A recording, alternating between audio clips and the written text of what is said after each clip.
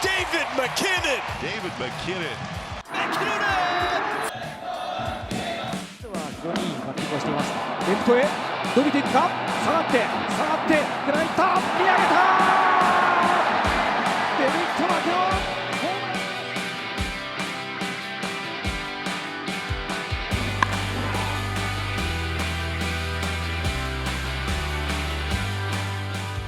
So it's not often you get to talk to Korean royalty.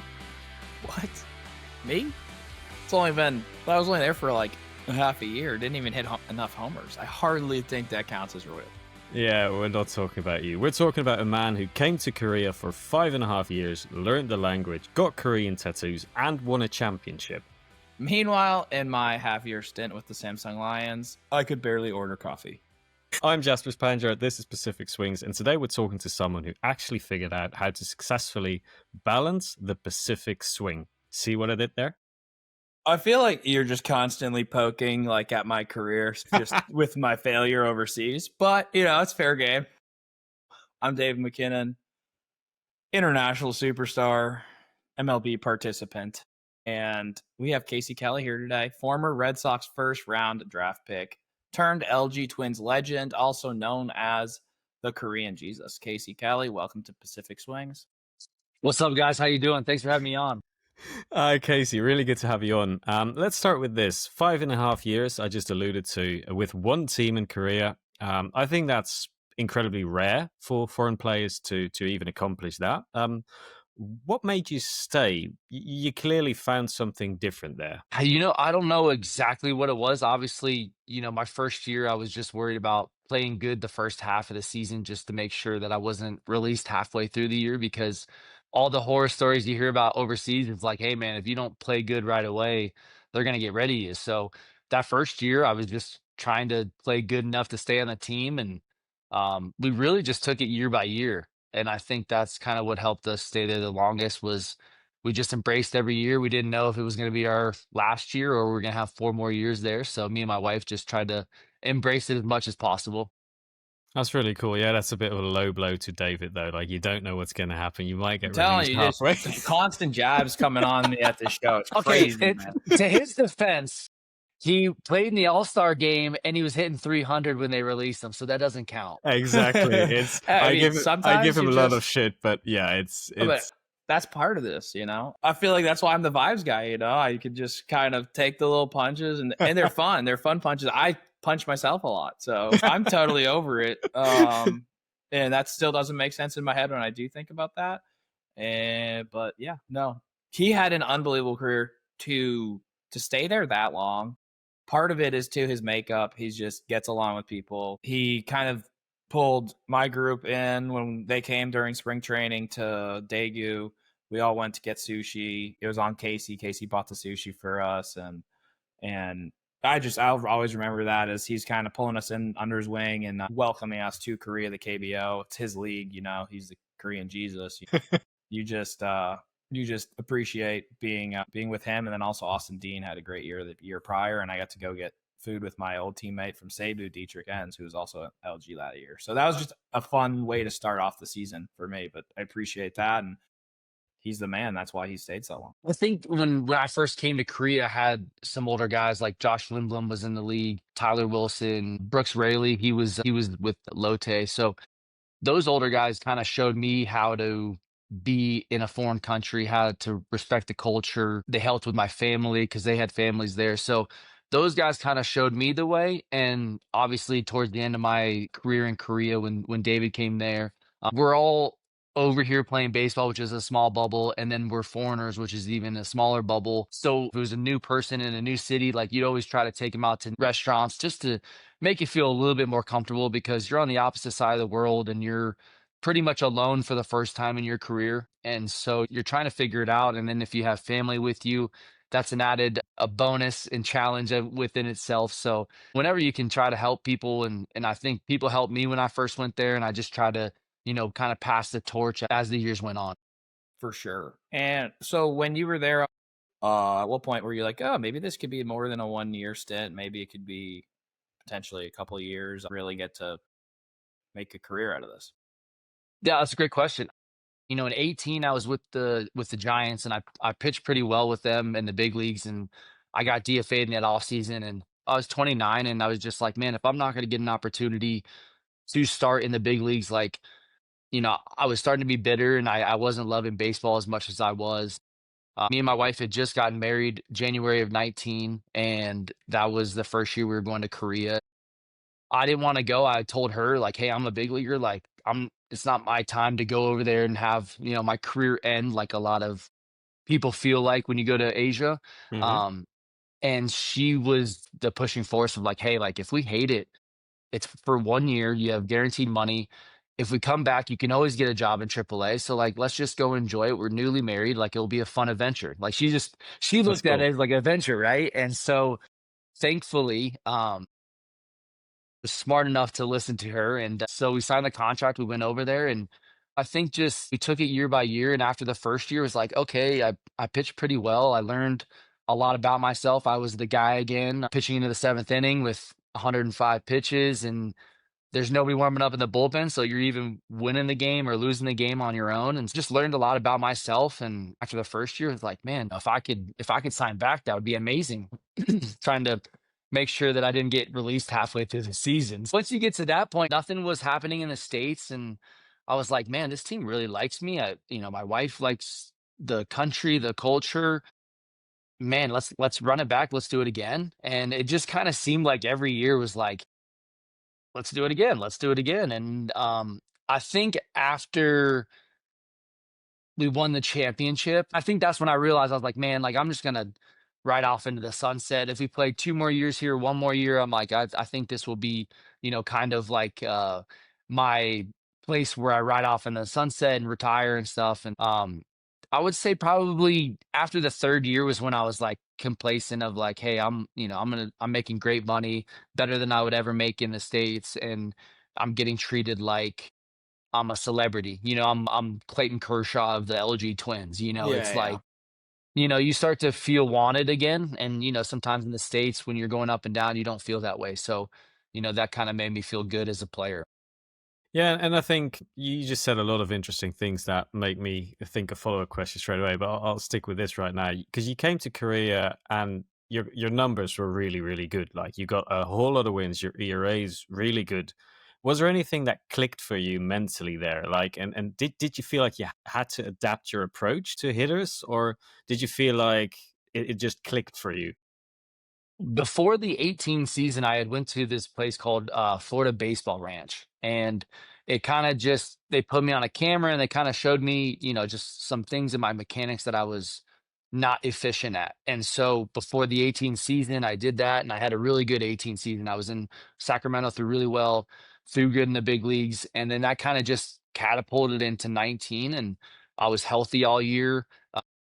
And I think playing in those environments was the thing that really got me to like get to that next level, because in AAA you're kind of making your own juice, right? Like there's not a lot of energy in the Especially stadium and Sacramento. in the summertime, right? So, you have it's a Tuesday night, and there's, let's just say that there's not a lot of people in Korea, but like whether it's 10-0 or whatever team you're on, if they're losing or winning, it's the ninth inning and somebody gets a base hit. It's like they tied the game with a game tying home run. Hmm. And so having that energy in the stadium, I think really kind of took me to like that competitive level of like every start was like, dude, you got to be locked in. Like you know what I mean? This is like serious things. You see how serious the fans are and how serious the organizations are. You're like, man, this is, yeah, I got some pressure on me, and, like some, I don't know how to say it. Like it was nice to feel that way again, like people counted on you. And like the fans at Jamsil, LG fans are known amongst the KBO as being pretty electric. They're loud. You guys pack the stadium. What's it like building that relationship for years? They know you. You're the guy. You're the starter that's been there for 5 years now. So like, what was that like to build the kind of the camaraderie with the fans?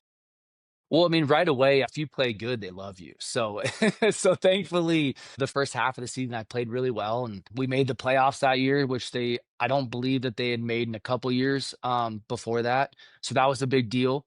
And coming back the second year was when we really realized we saw some fans that we recognized the year before and they remembered us, walking through the mall, and people are starting to recognize you. I'm a 6'4" white guy with long hair. I mean, it doesn't, it sticks out a little bit, but when you're not used to people recognizing you and it starts to Yeah. happen, that's when it's really cool. And me and my wife had always told each other, like, this is amazing. Like, we'll always take pictures, sign autographs, Mhm. because when we go home, nobody knows who you are, and it's amazing. But like in this country, you're famous, and we just embraced that. And obviously, we were humble from being in the minor leagues. So like when we did become quote unquote Korean celebrities, we just embraced it and enjoyed it. I mean, that change, I think it's really, really cool how you can go from just anonymous person playing AAA to being a rock star over there. Because that's like, let's give you some credit. Let's build you up a little bit. Because for people who don't know, you were a rock star over there. But did you have Good any player. did you have any sort of weird interactions or things that you really had to get used to? But were there any moments for you where you thought, well, I'm just not used to this? So like the whole experience in itself, right? Like you're getting paid like you're a big league player.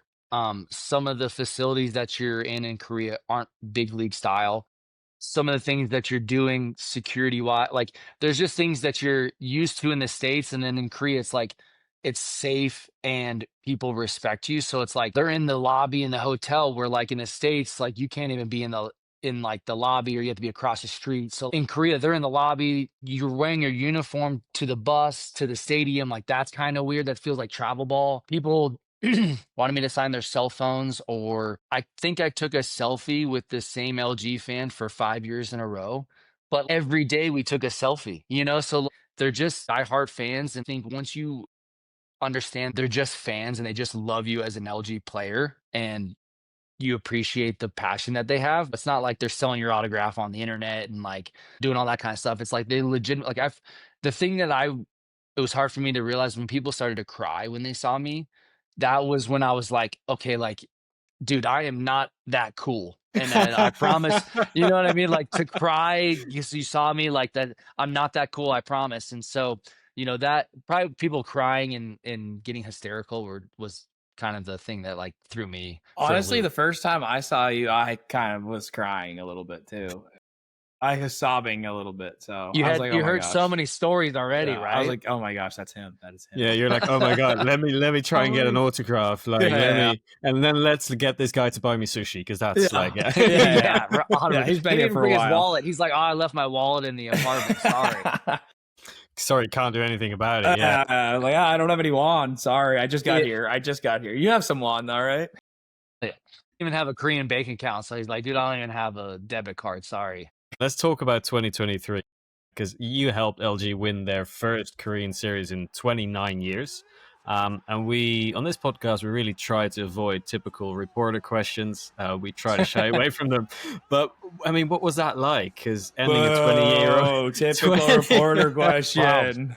That was a really good question. Yeah, champion. I support some teams, and they haven't been to a championship or even to the playoffs for quite some time. And you hope you get there. You hope you get there. And sometimes the stage becomes too big for that team. So the year before we had finished in second place, and we probably we had we had pretty much the same team, because in Korea, free agents and things like that are pretty much restricted. So to leave a team, it takes a lot. So most guys stay on the same team most of their careers. So, from year to year, your team doesn't change unless the foreigners do. So we had a really good team, and we ended up losing, which was kind of like an upset. And so I knew that next year in 2023 coming in, I knew we were one of the best teams in the league. We had Adam Pluko was the other foreign pitcher, and he had an outstanding year in 22. So he was coming back, which we were feeling great about. And then it was Austin Dean's first year as a hitter.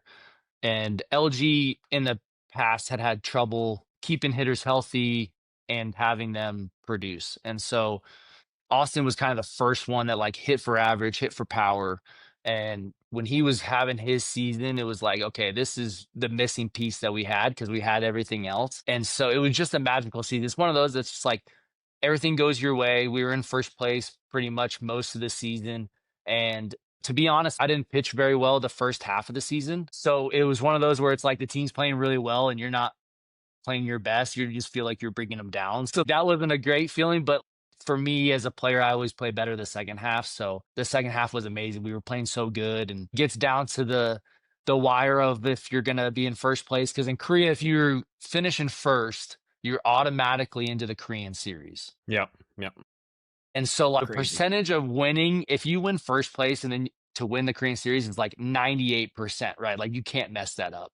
And so all the teams, they just try to finish first for the season. And then you get this big bye until the Korean series while everybody else plays.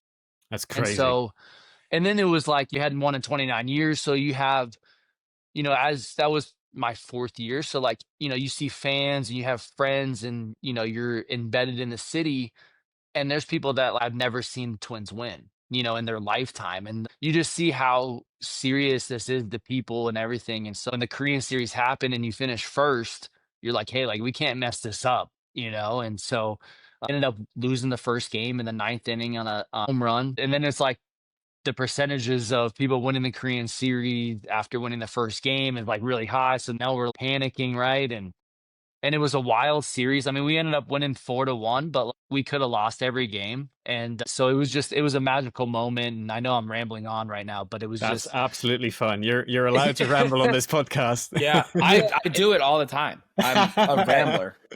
yeah. But- So I mean, it was just like, you know, when we won the league, we celebrated like we won the championship, which that was something new, right? Like we got champagne and we have this ceremony at Jamsil and the fans are there and we're doing this whole big ordeal. And like me and Austin Dean and Adam Fuko are just like, you know, we haven't won anything, right? Like I know we won first, but we still got to win the Korean series. It was such a special time to be in Seoul. It's an amazing city already. And then to have us be in the Korean series was just, the city was amazing. It was freezing cold. It's the time of year you want to play baseball. And for us to be able to win it all was magical. I know it's in Korea, and like when you get back to the States, it's like, oh, cool, you won a Korean series, but like over there, it's like, I mean, you're kind of etched into history. Oh yeah, for sure. I mean, I know as a fan, for me growing up, I was a Sox fan. So like the first time they won a World Series Series, was yeah. 80 something years or something, 86 years before they won again. So 04 was when they won. I remember that.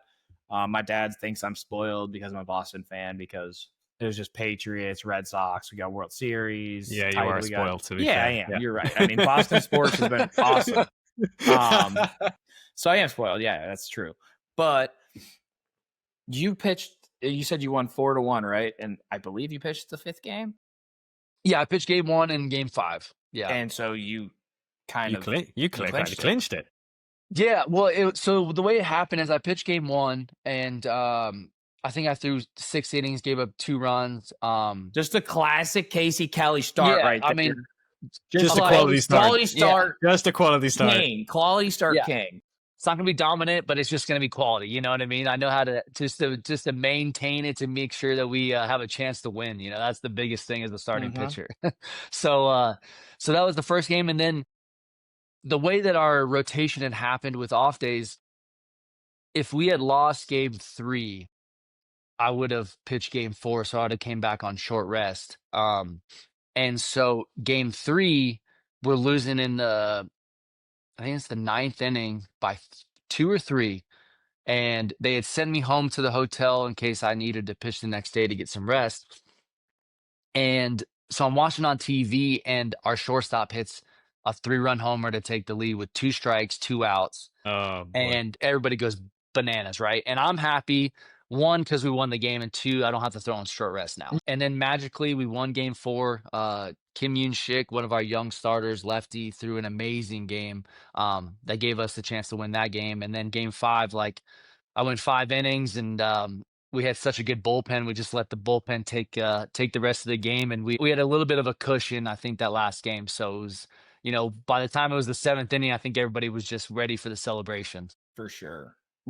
Talk about emotion, okay? Because I noticed emotion and momentum in Korea specifically. Like I played in Japan too, but the emotion and momentum swings in Korea were like absurd. Well, it's crazy because like in the States, as a pitcher, like I didn't show much emotion, right? Like that was kind of the old school thinking of like whether you did good or bad, you kind of act the same. Well, like in Korea, I Okay. started realizing after the first couple of starts, like I'm striking a guy out to end the inning in the third inning, and I'm like screaming. I'm like, what am I doing right now? Like, Yeah. I'm a psychopath.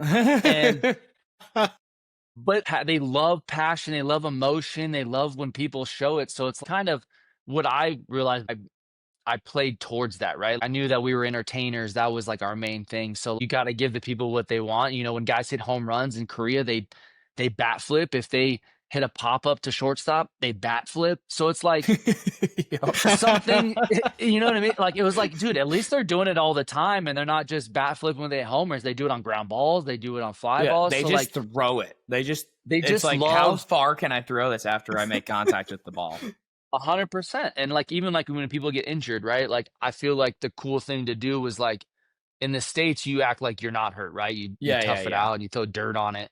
In Korea, it's like you lay down and you wait for the trainer to come out and they spray cold spray on your wherever you got hit, like it's soccer. And they're Yep. like, the guy looks like he's not going to be able to play for like 2 weeks, and somehow he stays in the game and he steals the base the next play. You know, you're like, Like this guy recovered so quickly. Like so quickly. this guy is and I think just and a they beast. just want the fans to give them a big ovation and you know Yep. to show how tough they are. So I think that was cool. It's just a difference. It's the culture. What I realized is the baseball in the States is not the same as Korea, and I'm sure it's not the same in Japan. So you realize that you're a guest in their country and it's their style of playing, and you have to get used to that. I think that's a sort of beautiful analogy. And I think it'd be fair to say you became more than just a player in Korea, because we alluded to it in the intro. You got some Korean tattoos. You know, your family became part of the community. Did that sort of evolution happen naturally for you? Did you feel every year like it felt more like home to you? Yeah, because we had 2020 happened and the whole world didn't know what to do, right? So we're in Australia for spring training, and then we fly to Japan. David's been there, Okinawa, beautiful Okinawa, and we get this alert that like, hey, Japan's going to close the borders to whoever's not Japanese, and if if you don't get out, you won't be able to get out. So we ended up flying back to the States with our families, and the KBO was the first league that ended up starting, and so from 2020, we stayed there till like right before Thanksgiving because the league had missed the first 2 months, so the season was longer. And then 2021, we only had like a 8 week off season because in Korea they start spring training at like end of January. Yeah. It's like short off season, back to the season. So for 3 years there, we spent more time in Korea than we did in the States. And so it did feel like home. And then we had our daughter at the end of 2019. And so she grew up in Korea. She spent more time in Korea than in the States. And so That's we cool. definitely felt like that was our home because we had just gotten married, me and my wife, the first year. And then she got pregnant with our daughter right away. So it was like we kind of became these adults into familyhood in Korea. So Korea feels more home for us than, sometimes being in the States. But it's funny though when you talk about just the first moment of signing there, and your then fiance or wife having to convince you to sort of take the contract to that happening, right? But was there anything about Korean culture that changed how you see baseball or just life in general now? Oh, there's so many things. I mean, just think about like this simple, like what really got me, right? Like American style breakfast, like eggs, sausage, bacon. If you don't have that for breakfast, what are you doing, right? And so in Korea, a Korean dish in the morning is like spicy hot soup or like, rice and soup. And you start to realize like it's only in America do we think that that is the right thing for breakfast. Korean style, they're like, hey, we need soup. We need to get our digestive system going. Like they have their methods for what they think is right. And so I think I realized that, like, hey, just because we do a thing a certain way doesn't mean that theirs is wrong. It just means it's different. And Mm-hmm. once I started putting that into baseball, I started putting that into everyday stuff.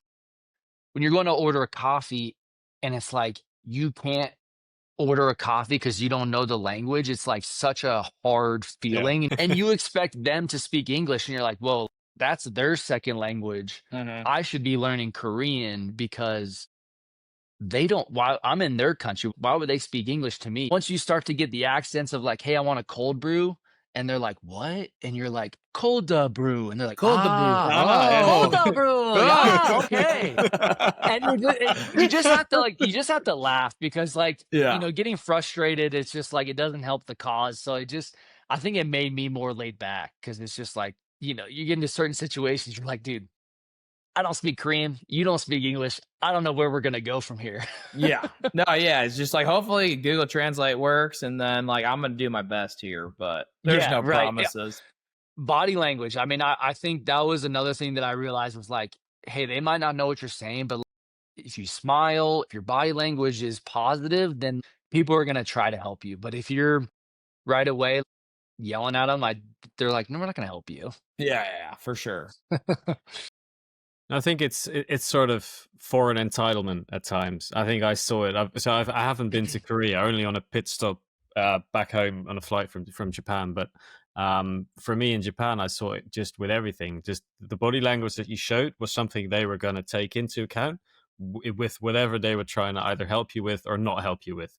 And it's just like when you go to any different country, you just sort of have that bit of entitlement and go, yeah, you're supposed to help me. You're the restaurant staff, so you're supposed to treat me well. It's like, yeah, things aren't going to go well for you in your life because you just got to treat people and meet them with respect. And is there anything though in Korean culture that, because you just alluded to your daughter being born there and going to not yet going to school, but at least and having to go through the Korean experience the first years of her life, is there anything that you feel like you're going to take into account when you're going to raise your children? I think it was such a good experience for her. I mean, my last season there, she would have been 4 or 5. So like she's gonna remember her time in Korea. My son was 2 or 3 when we were there, so I don't know how much he'll remember. But the last year we were there, she was going to school. She was going to a charter school there that was all Korean kids, but they spoke English.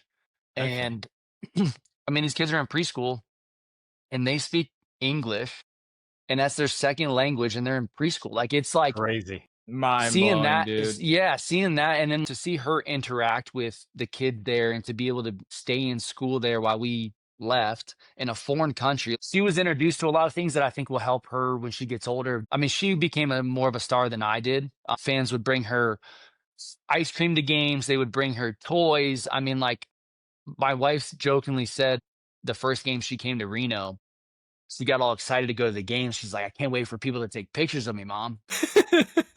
And my wife just laughed. She was like, honey, this is the States. It's not Korea. They're not going to take pictures of you. You're not the celebrity kid that's at the stadium anymore. But she loved it. They would have the stage where the MC and the cheerleaders are, and she would go up there and do the cheerleaders, and the crowd would go crazy. And so, I mean, like her experience was probably way cooler than mine, to be honest.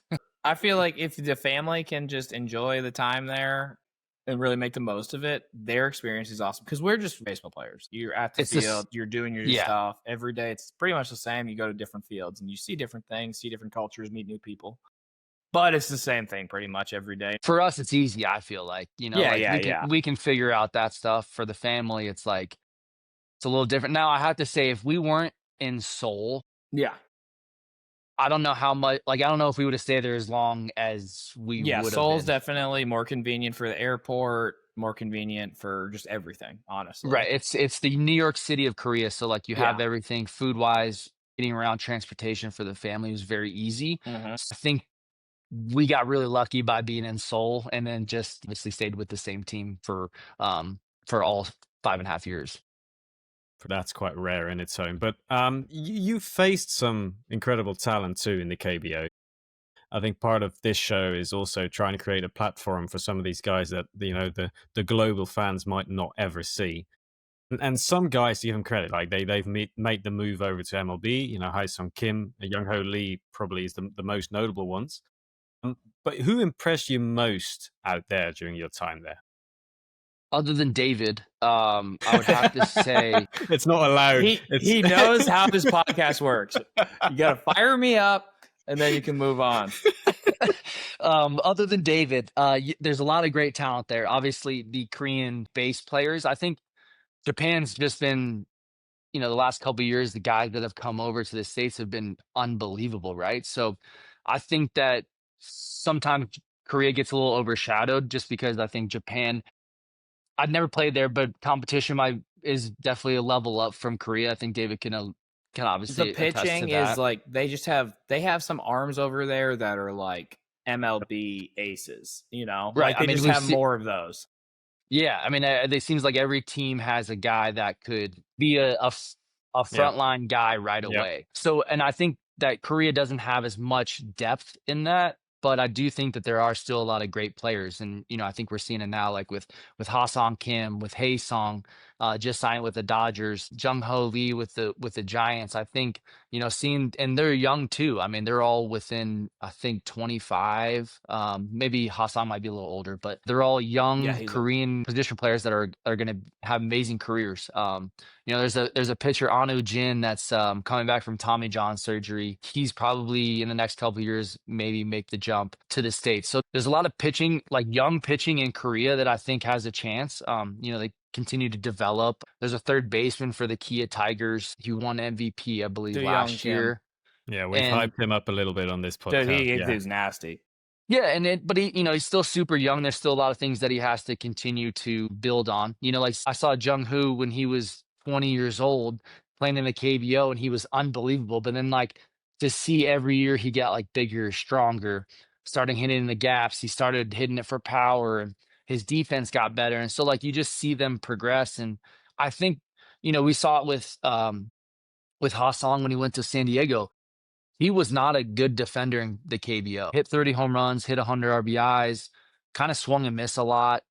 And he goes over the States and he gets in with Manny Machado, with some of the better fielders in the MLB, and he becomes a Gold Glover. So I think guys coming over the States are just only going to get better with some of the better coaching, and the data has really changed in the last 8 to 9 years, where I think Korea's behind in that compared to coming back this year and seeing what the Diamondbacks do in Reno, what we do with all the data. So I think there's a lot of young players that Korea is going to be good at. I think they've realized the last couple of years in the WBC, in the Olympics, Premier 12, that Japan has gotten significantly better, and they've stayed that way. And Korea's last probably like 8 years, their baseball national team hasn't been as good as it has in the past. So I think there's a lot of younger players that are coming up in that generation that are going to be fun to watch.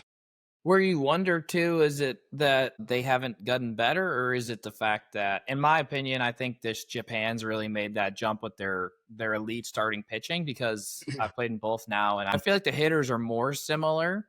It's the pitching that really there's the gap in the pitching. So in regards to the Korean hitters, what'd you feel like? How'd you approach them? You said in a couple interviews that they were much better than you had expected when you first arrived. How'd you make the change, try to get these guys out?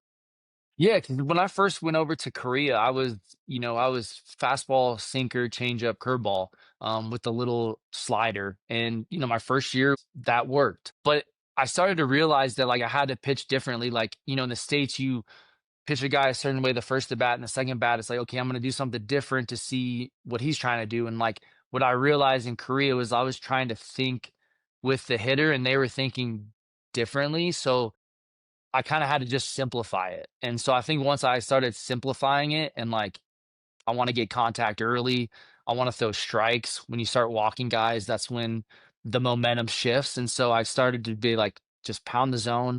More times than not, you're going to have success. And so I was always a strike thrower, so that was never a problem for me. But some of those slap hitters, man, they foul 12 balls off, and you look up and your pitch count is 40 pitches in the second inning, and you're just like, dude, what happened? So, having to really, check your pitch count and be like, if you had a 40 pitch inning, hey, that the next two innings have to be like 8 or 9 pitches, which was possible also because They swing. you're swinging. So it's such a weird thing. You can have long innings, and then you can throw 3 pitches, and you're out of the inning. So it definitely took me a little bit of time to figure out the power hitters, and then the guys that weren't going to try to do damage. They were just trying to get my pitch count up and me to walk them. And so Yeah.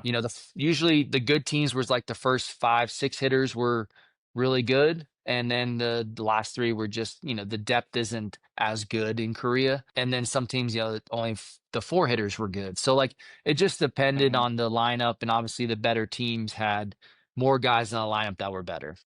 And I was watching some videos early on where you sort of had a farewell moment. Yeah. I mean, it looked emotional, man. You can see you're sort of holding back tears. Fans chanting your name. Looking back at moments like that, what's the relationship like with fans in Korea, even after you've left? Because I think you've found something there that a lot of players never find anywhere. It was probably the longest that I've been with a certain team. And I think playing at a level where it matters, it's all about winning in Korea and Japan. Like you could be hitting 250, but you're hitting home runs and you're winning, like doesn't matter. When the team starts to do bad, then the people they look to first are the foreigners. Like, okay, like they're not doing very well, so like let's get rid of them. And Mhm. that's why our team's not doing good. So I just realized that like we had built so many relationships throughout the 6 years we were there. Our kids were all raised there. And so I think from family standpoint, we had so many roots there. I really loved LG. I was really like when I put that jersey on, I just respected the pinstripes. It was so old school. They had the same jerseys forever. Meeting the players that had come before me and like relationships with them and having won the Korean series and they hadn't done it in so long and meeting the guys that had done it in 94 and how like excited they were that we had won it. And so there was just a lot of emotions. There's a lot of friendships and time you spent there. When they had that, I didn't know that they were going to do the farewell. I knew that they had told me a couple of days before that they were releasing me. Okay. I was not playing very well. I pitched terrible, so like it made sense. As much as I hated it, I understood it from the business side. And so they told me that they were releasing me, and they said, "Hey, you can start on Friday if you want, or you don't have to." And like as silly as it sounds or like as cliche, knowing that I was getting released, I wanted to play one more time with my team because a lot of those guys on the team, we kind of went through the same thing. Like we got married the same year, we had kids that were the same age. So like we all kind of grew up together with some of the guys on the team. And so I wanted to play one more game with them, whether it counted or not. And it was against our rival team, Doosan Bears, that we shared the stadium with. And as a rivalry goes, I like a lot of guys on those teams, but I always hated playing them. And so it kind of just seemed like it was like the perfect storm of like, this is my send off. I'm going to play against the Doosan Bears, the rival team. It just kind of seemed like the perfect thing. And so I started the game, but it ended getting rained out, I think, in the third or fourth inning. And so I thought we were just going to, hey, thanks for your career, put a thing on the scoreboard, talk to the team, and like that was it. And then it's like, hey, they have this video they want you to watch, and then the other team came on the field, and I'm looking at our captain, which is kind of like, in Korea, like guys are men and they don't really like to cry. They cry in Korea, but like to see like our captain crying because I was getting released, I wasn't expecting that. So then that made me emotional. And then like, seeing the whole team pretty much crying and stuff. I mean, an hour and a half after the game had been canceled, fans were still there and they were still doing these, these videos and people were talking and saying all these nice things about me. And it was just like, it was such a surreal moment because I don't think I realized how much of an impact I had there. I just was happy to play and I was happy to be in Korea and I love playing baseball. And so I didn't realize that it was that deep. And it was really for me and my family so appreciative because, sometimes with teams you don't feel like there's loyalty and that they Mhm. treat you the right way and For stuff. sure. And Yeah. even the way that it ended, like I wasn't happy about being released, but the fact that they did all these things and seeing the foreigners throughout the years, like nobody really gets a send off. Sometimes you get like your jerseys in a frame and the team's there and they say like goodbye to you, and which is really cool. But to have the whole, like they prepared this whole show pretty much Mhm. to send me off was, in hindsight, really cool because nobody else has been able to do that to a foreigner that I've seen. So like it was kind of like the first time, which, meant a lot to me and my family. I mean, I was looking at the scenes, and it just like I know Korea does its drama series. The K dramas are good, but this, I mean, you could just put out a film about that date. It, obviously David had said it earlier. This nickname came about, I want to say like my second or third season. I started to have longer hair. That's a story beside, I'll tell that story also. But I had longer hair and a beard, and I was pitching well, and like somebody on the message board had said Jamsil Jesus, because Jamsil was the stadium and I looked like Jesus, and they put that together. And so like when when the game had like rained, everybody was like, "Oh, this is because he's Jesus." And it's like, they're crying from the heavens and stuff. And I'm just like, it's just a nickname, guys. Like, that's not, I'm not Jesus at all, right? Like, so that was pretty funny that it ended up raining that day. Yeah. Oh mate, yeah. I think sometimes you don't ask for the nickname, right? You just have to embrace it. 100%. Just, yeah, you got to just roll with it. Mm-hmm. So, where are you sort of now in your career? Because obviously you came back to the States. You signed with, I think it was Cincinnati. Now, and you actually, I think you played in the MLB last year, didn't you? Yeah. So the ending to last year it's kind of like baseball in a nutshell, right? Like you start a season and I'm with LG and I'm like, I'm going to be there the rest of the year, hopefully sign for another year. Like, you get released. You're like, man, is there anybody that wants me still? I had some offers from Taiwan. At that point, I feel like we just wanted to be home. And so before we left, my agent had a couple teams that were interested, and the Reds was one of them. The interesting part about that is the AAA manager for the Cincinnati Reds is my father. Once he said the Reds were interested, they needed bodies, right? Like AAA, they were throwing position play. Like they needed bodies, right? So I'm like, this is the perfect scenario. Whether this is my last year playing, I get to go out, play for my dad, amazing That's end cool. to Yeah. the career, if this is it, right? So I go to Louisville, and it's amazing. Playing for my dad, like probably made 3 or 4 starts, and they weren't very good.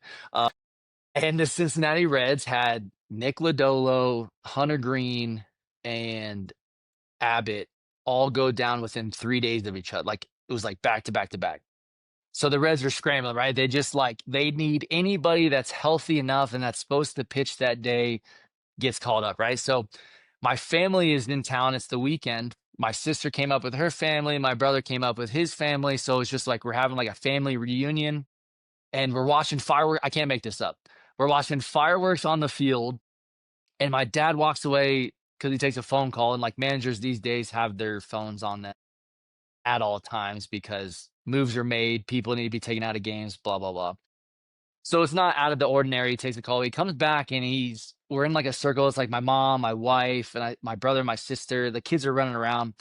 And he's like, and we were talking about what we were going to do the next day because I was pitching. And he's like, what are you doing tomorrow? I was like, Dad, I'm not going to the pool with the family. Like that was what we were talking about doing. I was like, I'm pitching that day. Like, I don't want to be in the pool. I don't want to be in the sun all day. So I'm kind of like, I kind of had an attitude with him. I was like, I'm pitching tomorrow, Dad. Like, I'm not doing What do you anything. think? Yeah. Yeah, what are you thinking? And he's like, well, you're not pitching here tomorrow. And like, it was such a thing that was not even like in my brain of happening. And I was like, what do you mean? He's like, you're pitching, and the team was going to be in Pittsburgh. He's like, you're going to pitch in Cincinnati tomorrow. And I don't know if I can say this on this podcast, but I was like, shut the F up. You're kidding me. And then he started to cry. And then that's when I crazy. realized, I was like, this is real. I'm really going to the big leagues, and my dad is telling me I'm going to the big leagues. Like it was Dude. It was such an Jasper, amazing don't moment. cry, Jasper. Don't Yeah. cry, okay? Don't cry. And to have the whole family there, it was such a wild experience. So like then I go to the big leagues and I pitch the next day in Pittsburgh. I throw 3 innings, don't give up any hits, no walks, get the save. We win the game. And so like after the game, me and my wife are sitting in the hotel room, the kids are sleeping, and it's just like we're trying to embrace this all, right? We have so many emotions from Korea that we just went to Louisville right after, and then we get called up. And it's just like, who would have thought at the beginning of the season that we would be playing in the big leagues and all this would have happened, right? So it was just a testament to like, you don't know what's going to happen. And just because something bad happens doesn't mean something great's around the corner. And so that just really taught us, hey, it's not about where you start, it's where you finish. And the goal might not even be in your mind, but it's out there. It just really showed us, hey, take it day by day. the season is so long. You don't know what's going to happen, and just, keep the faith that, if you keep doing the right things, that, good things are going to happen. I'm not sure we've gotten better life advice on this podcast, David. What do you think? No. I mean, honestly, just dripping in wisdom could partially be his age, I'm not that old. Come on. But no, he's number one, an awesome person. He's had an awesome career. I mean, he's just the perfect testament to, like, if you do the right things, you don't always know what's going to happen. You don't know what God's got in store for you, but, like, if you treat people good and continue to work, you're going to have opportunities, whether it's in baseball or in something else, Right. And I Absolutely. think you realize that baseball is such a short window that you play, right? Yeah. And kind of get to the point where you're like, nobody cares what happens to you. It's your career. And did you get released? Like, people are like, oh man, I feel bad. But it's like, nobody really, nobody cares, No. So I think at this point in time in my career, like you alluded to, I'm a little older than I used to be. So now it's just like, man, I'm enjoying it. Like, thankfully, Korea, set us up to where financially I'm able to play and just to have fun. Yeah. With the kids being in school, I don't know how many more years we can do it. If it's one more year, if it's one more week, you just never know. So just trying to embrace it as much as possible. And I'm healthy, and my mind's good enough to where I feel like I can still do it. So until somebody doesn't call, I feel like I'm just going to continue to try to do it. That's awesome. Casey, thank you so much for this. I hope you'll be a frequent visitor on this podcast because, dude, you can talk. That's great to listen to. I don't know if that's a good thing. You know what I mean? Yeah, You never want to be yeah. like the loudest guy in the room. You're Absolutely not. well-spoken. You're well-spoken, and If you ever think about wanting to do a podcast, Casey, David's got sort of an opt-out. We reached the All-Star game and then we cut him. So yeah. So There's once always an I opening. make that All-Star game, I might hit a homer or two in it too, and then we might get cut. So, that's how it goes. But anyway, thank you for kind of walking us through your career and also showing us what the second half of the KBO looks like, because we would have never known without you. Thanks again, Casey. Good luck with the Diamondbacks organization the rest of the year. We'll definitely keep an eye on you. For everyone else, we're on Spotify, Apple Podcast, YouTube. You know the drill. Subscribe, right? Yep, subscribe. Please subscribe. We will beg you to subscribe. Casey, could you tell them to subscribe real quick? Please tell them to subscribe. Well, thank you guys for having me on. It's a sweet podcast you guys got going on. I think the more you can talk about Korea and Japan, like, it's such amazing baseball, and the more people learn about it, I think will be even better. And so you got to subscribe if you want to check it out, guys. Come on. Listen to Jamsil. Jesus, okay? Until next week, thanks for listening to this episode of Pacific Swings. Yes, sir. It was fun.